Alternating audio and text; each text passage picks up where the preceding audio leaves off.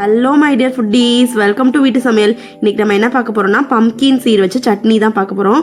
எப்பயுமே ஒரே மாதிரி சட்னி செஞ்சு சாப்பிட்டு போர் அடிச்சதுன்னா இதை ட்ரை பண்ணி பாருங்கள், கண்டிப்பாக டேஸ்ட்டாக இருக்கும். இதுக்கு ஃபஸ்ட்டு ஒரு பேன் எடுத்துக்கலாம். அதில் 2 டேபிள் ஸ்பூன் ஆயில் சேர்த்துக்கோங்க.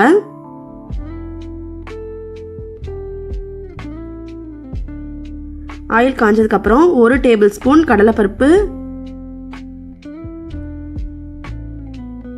1 டேபிள் ஸ்பூன் உளுந்தம்பருப்பு, இது கூட 3 காஞ்ச மிளகா சேர்த்துக்கலாம். பருப்பு நல்லா ரோஸ்ட் ஆகி வரட்டும். எனக்கு எண்ணெய் கொஞ்சம் ஜாஸ்தியாக போயிடுச்சு, நீங்கள் கரெக்டாக 2 டேபிள் ஸ்பூன் போட்டுக்கோங்க, சரியாக இருக்கும்.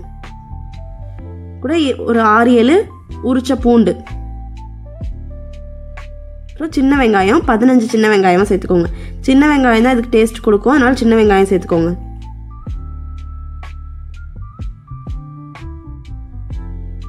வெங்காயம் நல்லா வதங்கி வரட்டும்.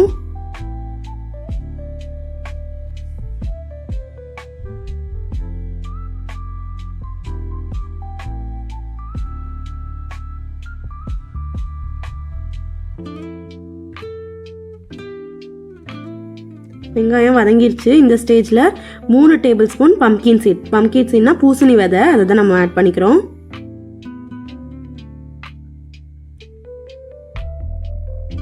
இதுவும் நல்லா ரோஸ்ட் ஆகி வரணும்.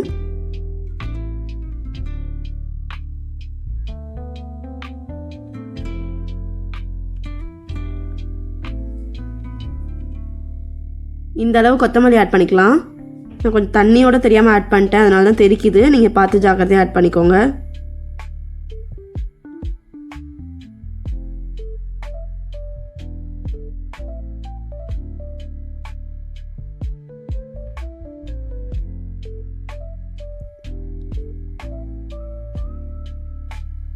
கொத்தமல்லி இந்த அளவு வதங்கினதுக்கப்புறம் ஒரு பெரிய சைஸ் சில்லு தேங்காவை குட்டி குட்டியாக கட் பண்ணி ஆட் பண்ணிக்கோங்க.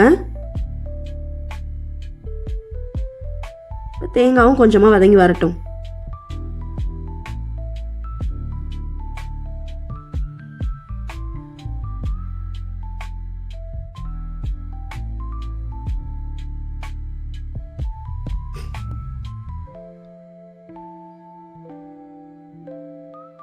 நமக்கு எல்லாமே நல்லா வதங்கி வந்துருச்சு.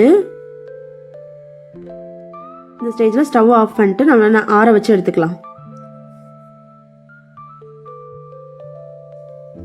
இப்போ நல்லா ஆறுனதுக்கப்புறம் ஒரு சின்ன மிக்ஸி ஜாரில் எல்லாத்தையும் ஆட் பண்ணிக்கலாம்.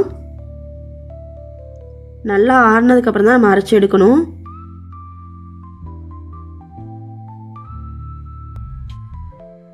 இது கூட 1 டீஸ்பூன் அளவுக்கு உப்பு சேர்த்துக்கோங்க. இப்போ அரைச்சி எடுத்துகிட்டு வந்து காமிக்கிறேன்.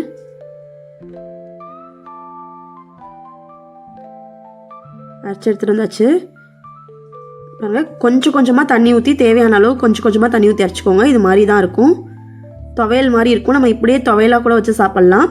இல்லை நமக்கு சட்னி மாதிரி வேணும்னா கொஞ்சம் தண்ணி ஊற்றிட்டு இது மாதிரி தாளித்து கொட்டிக்கோங்க. 1 டீஸ்பூன் எண்ணெயில் கொஞ்சமாக கடுகு, உளுந்து, கருவேப்பிலை போட்டு தாளித்து கொட்டிட்டிங்கன்னா பம்கின் சீட் சட்னி, பூசணி விதை சட்னி ரெடி ஆயிடுச்சு.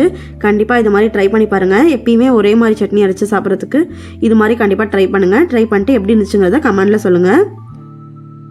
இந்த ரெசிபி உங்களுக்கு பிடிச்சிருந்துச்சுன்னா லைக் பண்ணுங்கள், சப்ஸ்கிரைப் பண்ணுங்கள், பக்கத்தில் இருக்க பெல் பட்டனை கிளிக் பண்ணிக்கோங்க. அப்போ தான் நான் போடுற எல்லா ரெசிபீஸும் உங்களுக்கு நோட்டிஃபிகேஷனில் வரும்.